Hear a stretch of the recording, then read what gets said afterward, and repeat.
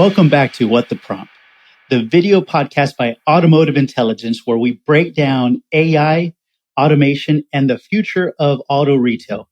If you're in the dealership world, whether you're a dealer principal, a GM, a finance manager, or in charge of training, today's episode is for you. We all know that hiring, training, and keeping employees engaged is one of the biggest challenges in automotive. But what if technology, specifically AI, could help solve some of these problems? That's what we're here to unpack today. Joining us is Zach McVicker, CEO of Onboardian, a company dedicated to transforming how dealerships onboard, train, and develop their teams. Onboardian isn't just training, it's about creating high-performance teams and employers to stay longer, close more deals, and elevate the customer experience. Before we get started, if you're in a dealership world and want to stay ahead of the curve, hit the subscribe button, drop a comment, and share this with someone who needs to hear it. Let's get into it.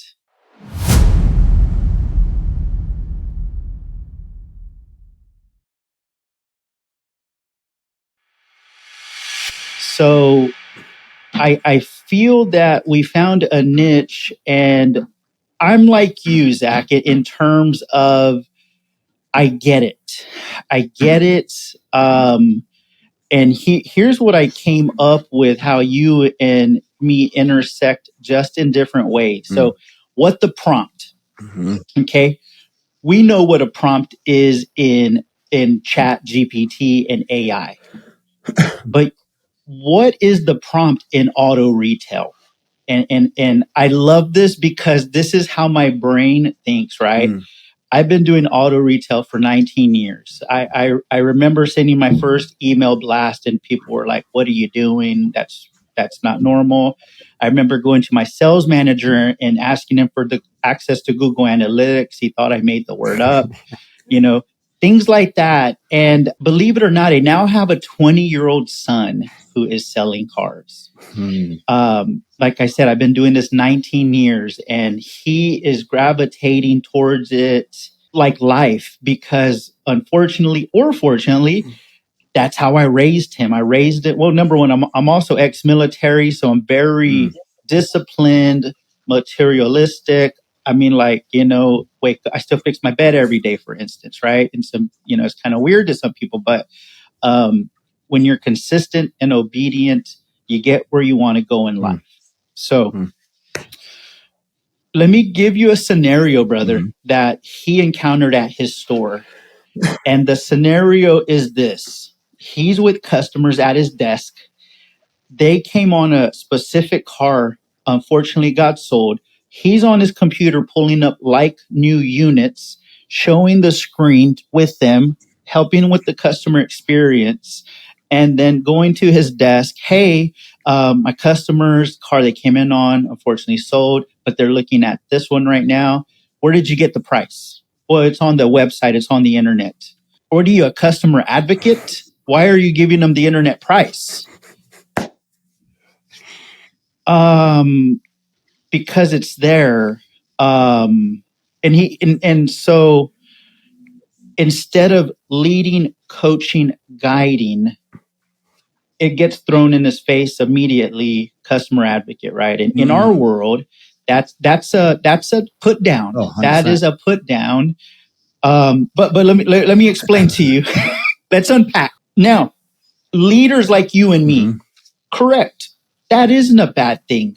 But what kind of store is it dictates if you're a customer advocate, which our minds would say, no, I'm providing a 5-star customer experience, a superior car buying experience. I'm making the customer's journey so easy. They're going to tell their friends of how easy it was to purchase from me. But not all stores are created equal, Zach. You and me both know this. And this is where we're going to dig deep. As I was growing in my 19 years and coming, now I'm in Dallas, Texas. I started down in South Texas, Central Texas, in a small town called Kerrville. And in Texas, if you think you're a car guy, you go to Dallas. That's just the way it is, right? And lo and behold, the Lord got us into Texas, into Dallas. So we're up here, right? So my son, he ended up selling the car, but through a lot of ugly friction conversations at the desk. And then he calls me up and I'm driving home and he's like, Dad, what could I have done differently? And I said, well, son, were these internet customers or were these showroom customers? Well, they were showroom customers who saw the car online. Mm-hmm. Cool. What your managers are trying to tell you was this. Since they're floor ups, they come through, they had a ad with the low price. That's gone. So you hit reset button and you start with MSRP and work your way down to basically the internet price anyway, because the customer's going to say, well, what's the internet price, right? The thing is, that's the prompt. They didn't lead, show you, and guide you is how to handle that customer, right? And his light bulb went off and says, got it. If it's an internet customer, we sell that internet because transparency, just like taking a phone up. Did you find us on Car Gurus, AutoTraderCars.com? So I'm on the same page as you, Mr. Customer. What are you looking at? If it's a showroom up, you handle them like a showroom up. Here's a window sticker. Is this the right car? We work price. We work numbers off of that. Oh, you happen to see this online? Cool. Got it. Let's work at that price. In my 19 years of understanding, there's differences between leading and managing at stores. I always picture that picture. You may have seen it where it's managers point and do that to you, where leaders do this to you. Oh, yeah.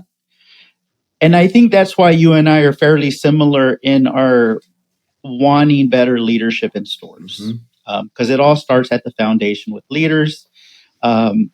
Did you ever get a response on one of the posts you made about folks who get promoted and who's the best to be promoted to run the store? I think finance manager was one of the questions that I may have said the post wrong, but it was about, there's a post about how leaders or managers get to where they are and they end up running the store. Here's my take on that is many times a finance manager it's part of the chain of command when we get promoted to GM. Some stores will go sales rep, internet, floor manager, finance, desk manager, GSM, GM. But that's kind of your path to getting up there now. And then there's, of course, a billion different variations besides that. But that's kind of like your standard. If you're a finance manager and you're selling intangible products and you become a GM, my opinion is many times they don't have the empathy or compassion to teach, lead, and guide somebody because they're used to selling intangible products versus having the right mindset to grow people. My opinion, of course. Leadership, in my opinion, is a prompt. Just like I'm trying to bridge between auto retail and AI. There's a prompt there. AI isn't about replacing. Leadership isn't about replacing. It's about innovating and making better. I'm going to roll into a few questions with you. If I could, I want to make sure I understand that too, right? Because the way I see it and understand what the prompt, right? So for instance, I'm going to say it back to you in the way that I understand it. And so what the prompt would be in the situation, okay, if I'm a manager and I've got a situation, let's just say with the salesperson that I may be frustrated with or whatever the case is, let's say, so how do I handle a salesperson that's newer? And so what I'm saying is what the prompt is like, it's almost like what are the questions that we need to ask ourselves in order for us to be able to not only think in the correct way to get the right prompt or the right outcome, right? The right output. So is that what it is? Is more of like, how are you thinking? What are you asking either yourself or what are you asking the people around you in order to generate the answer or the response that really should be the correct one based off of the question you ask? Is that my understanding it correctly? You said it better than I even did. Whatever. Because isn't that what we do in, let's say, ChatGPT? Is we even hear that there's prompt engineering. There's even courses will teach you how to write the right prompts to get the right output. But in leadership, many times a store's sales manager at the meeting will say, I need 30 calls a day. I need 2 appointments set. That'll equal 1 car sold. And it's usually this way, right? Like, I need. You're not making enough calls. You're not doing this. You're not doing this. But what about teaching them how to make the call? Mm-hmm. That's the prompt.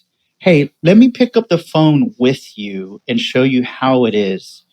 My car, your car, how you paying for it? If you're on the phone, my car, your car, what time can we see you? My car, your car, what time are we going to get this car delivered to your driveway? Mm-hmm.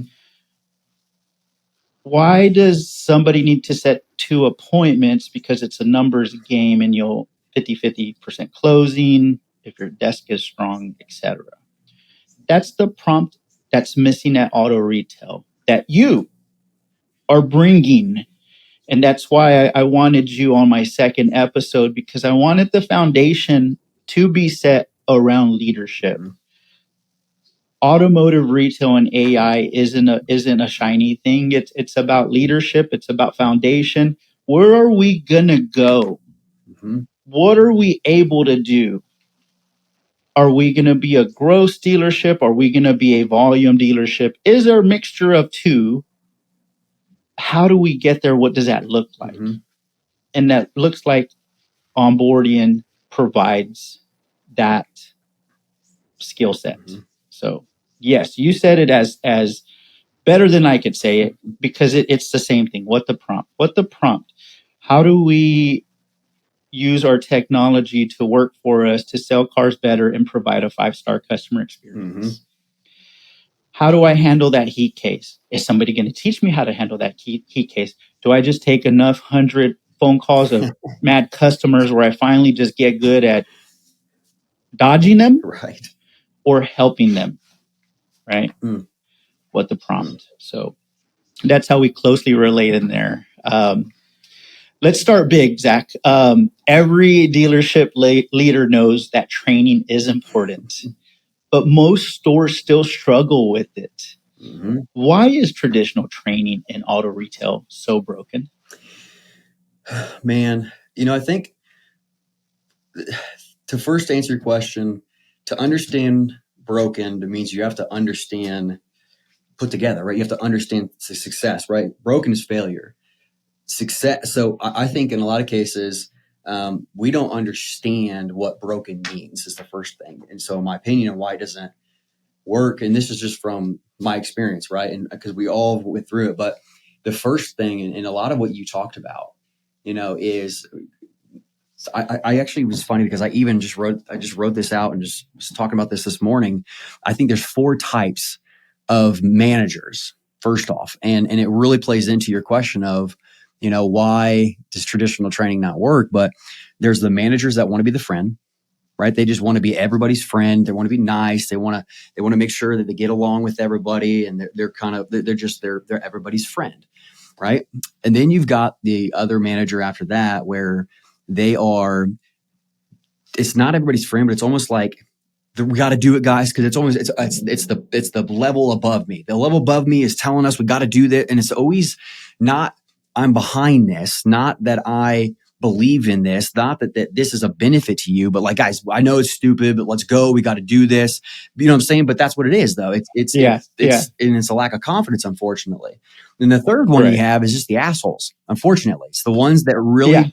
They don't have a filter. They don't think. They're frustrated as hell because they're not happy where they're at, because they feel like they've been screwed over, because they're not getting paid what they're worth today when they should be getting paid what COVID paid them. I'm just saying that's a real thing that we like, right? But I'm saying that that's the third manager. But the fourth one is the actual leader.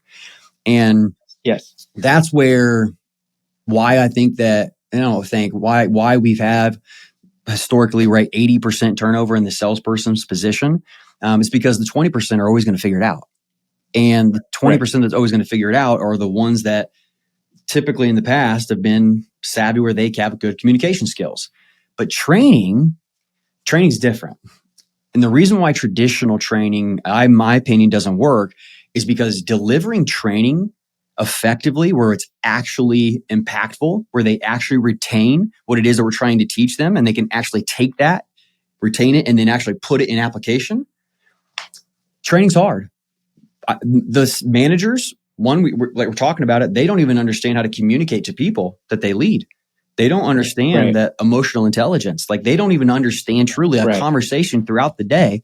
What makes us think that they can be effective trainers, effective developers? Very recently, sorry to cut you off, super recently, I've been seeing emotional intelligence come up in our auto retail LinkedIn feeds. What would you say is emotional intelligence for folks who may not have heard the word yet, or have heard it but don't know about it? What would you say that would be? Well, first, emotional intelligence is what I've been trying to literally preach for the last 5 years. And when I say that is because it's, this is the thing too. What I would say to I'll answer your question, but you only know what you know, right? And when somebody knows something versus somebody not knowing something, like, why make them feel like shit? One, you didn't know that. You didn't know that until somebody showed you or told you. Like, what makes you, you're not more superior. And it's like, why can't we pass and share when we learn that? And this is what emotional intelligence is to me. The fact of the matter, emotional intelligence is your awareness is first and foremost, right? It's how aware are you? And unfortunately, less than 15% of people are self-aware. And so that, unfortunately, takes the majority of the people out. And so awareness is first and foremost. And when I say awareness, right, it's, are you self-aware of what your flaws are? Are you self-aware of what triggers you? Are you self-aware that the way that you're coming across, and can you read the room? But that's the point. We are not our own biggest critics. I take that back. We are either a bully to ourselves as the way that we think, and we're literally detrimental to ourselves, where we create so much anxiety, where we create inaction, right? Or we create the wrong action, and people can see it all over our bodies.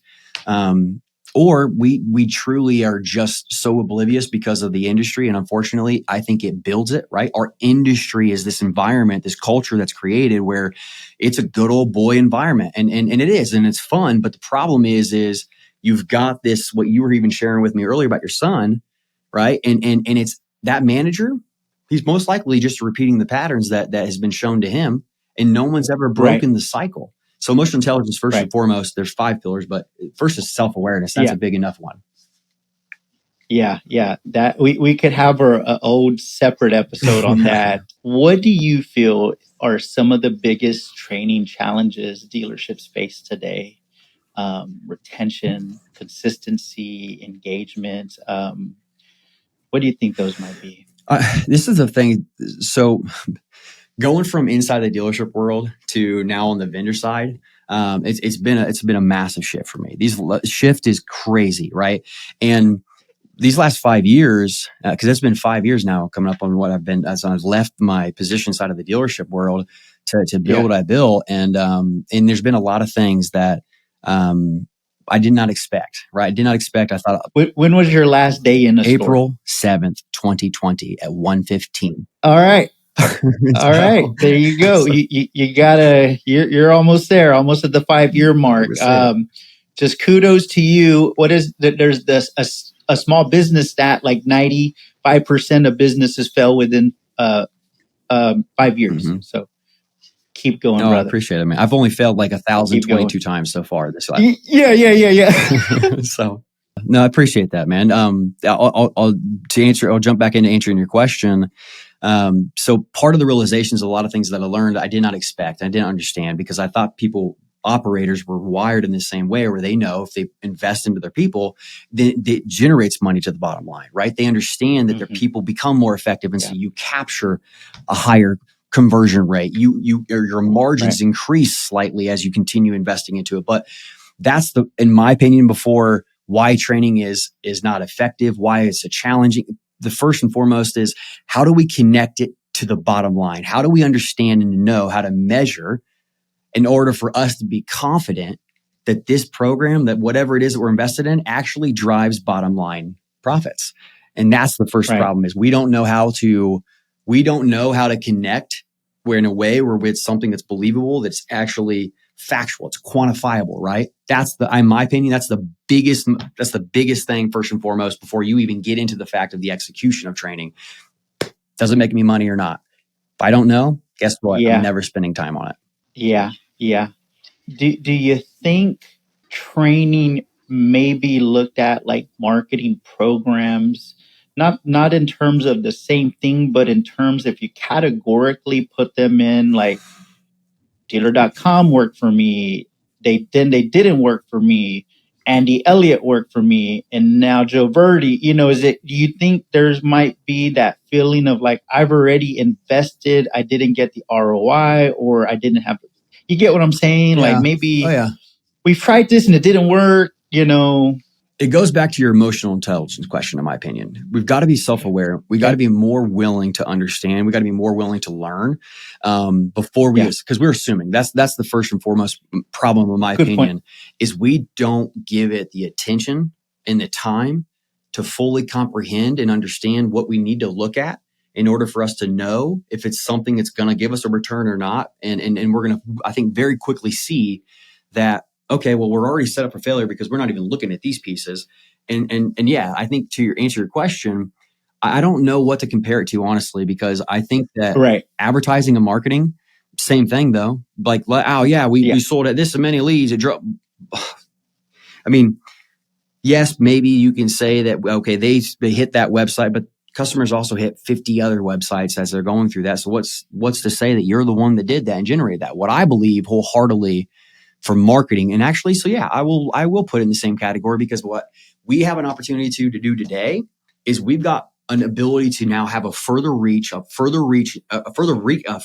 frequency in a much more organic brand by telling the stories inside of the dealership by the people that work there, which are going to eliminate the cost of marketing altogether.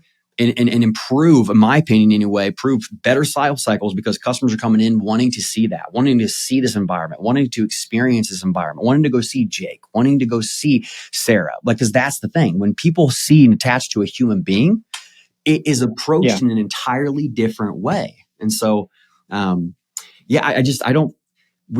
me this. What have you ever used, and honestly, that you have actually believed in and was confident that it actually drove money to the bottom line that wasn't you doing it? What program, what system, has there been anything? Yeah. And it may have been early on in my career that my dealer invested in this. And it was the Joe Verdi program. I still sell like that, believe it or not. And it may not have been because it worked. It was more like an internal, like, I made the decision that I didn't understand something, so I'm gonna, they drove us from Kerrville. We drove up to Dallas. It was kind of like my first big visit to a training center. Maybe the whole experience, the whole setup, number one, but it did take my owner believing in it and the dealer believing in it, and they, I think they still even use it like 15 years later, believe it or not. I'm not there anymore, but so it would be a personal thing for me. But I was that guy who would push play every morning on the go to work I to started work on the CDs too. and before I got into auto retail, I was I was cold calling for high tech. In Austin. I was cold calling C-levels for lead generation programs. We were an outsourced lead generator, and I was a Zig Ziglar tape listener. Yes. So I was already developing these sales qualities on my own before I even got into auto retail. So my story's a tad bit different. And then I moved into John Maxwell type leadership training, which I think you probably... Okay, so I didn't know, but I was like, yeah, he's got some John Maxwell with him. So I'm not a book reader. Anyway, I'm an audio listener. Me too. I can't read books. Me too. I got ADD. So yeah, that's why we're doing this. 100%. How does Onboardian fix these challenges that you mentioned? And what's different about your approach? Obviously, I'm biased, right? Because it's my system.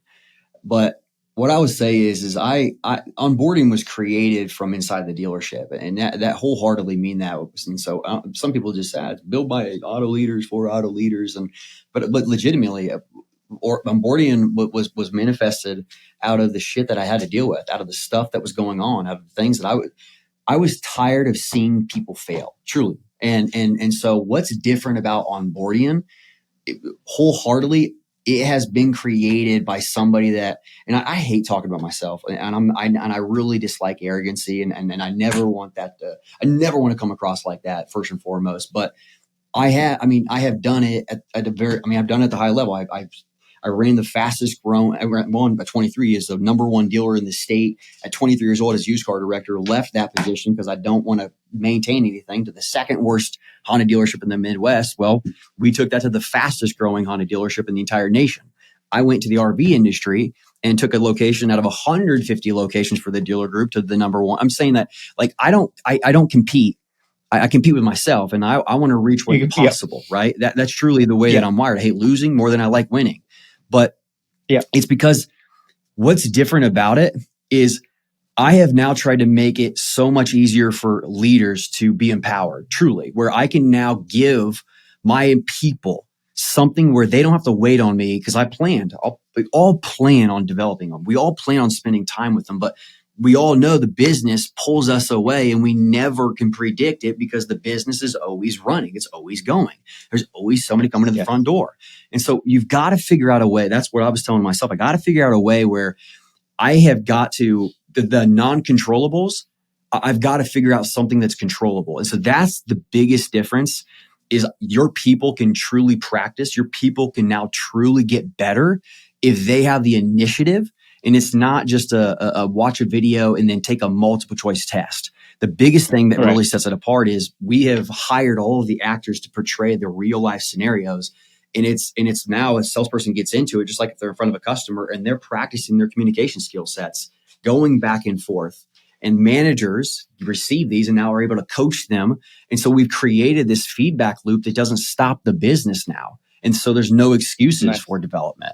But that's the thing. People get exposed. And people don't like figuring out, holy crap, I'm a manager and I don't know how to coach. I have a hard time actually getting my people to follow through because they feel uncomfortable being on video. That's the point. The number one thing that we get is we build confidence. And that's probably the most thing that I'm proud of, is the fact I wasn't expecting that, but consistently every single person that goes through the platform, they say they built confidence that they didn't know they didn't have. And that's what I think is one of the number one drivers in sales as a salesperson. Definitely. Every day it's or every customer, we're on stage, we're ready to go. Now, you and I have been chatting about this ever since I had this idea of putting together automotive intelligence. And I started reaching out to my LinkedIn network and wanting to put this puzzle together. And you were one of the first to raise their hand. Like, hey, my tool, we have some AI integrations. And so you've mentioned AI powered tool. Can you break it down? What exactly does it do? So currently right now for us and some people, and this is what, again, I've learned on this side of the desk, the side of the table. For me, I will never sell something that's not what it is. Right. And so, like, for example, I brought the platform to beta March 2021 with one dealership. And I spent almost an entire year with that one dealership because I have piloted programs after programs after programs that was not what they said it was. And it was more work than it was even trying to actually get benefit from the tool in the first place. And so to answer your question, to break it down, currently right now, what's active into the platform where they're utilizing it, the AI is not functional or doing anything at this point in time right now because we always hear getting back to the basics. Well, basics, they never had the basics. We've never even been to the basics. I think it's somebody said something and everybody grabs onto it. And so they all start to repeat it because it sounds like, we just need to get to the standard you never did that either, by the way, guys.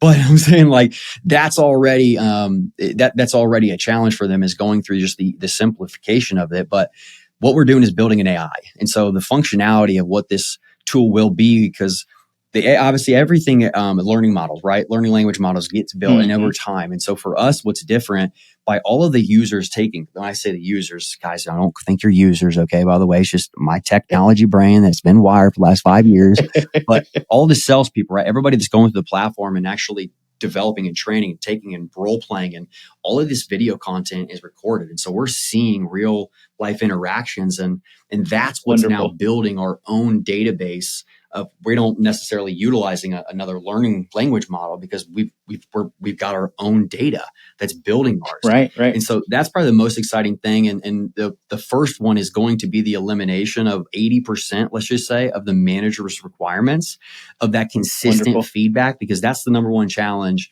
that exists inside of automotive sales departments today. Your managers do not know how to coach, do not know how to lead, and they are very inefficient with their time. It's the reason why they have a hard time delegating, but they make excuses of saying, I got to do it because nobody else will, because they're horrible. Unfortunately, they're not effective communicators. That's the only reason why we are not great delegators a lot of times.